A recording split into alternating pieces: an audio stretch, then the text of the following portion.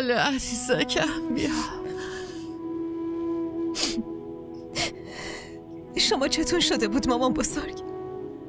منو ببخش دخترم، من نتونستم برات مادر بشم.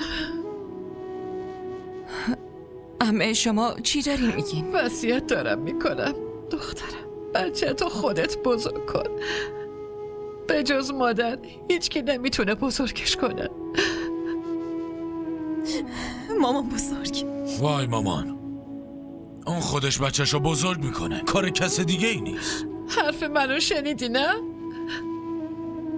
حرفای من همیشه یادت باشه عزیزم. باشه مامان، شما حواستون به خودتون باشه، یه ذره آروم باشین. چی دارین میگین؟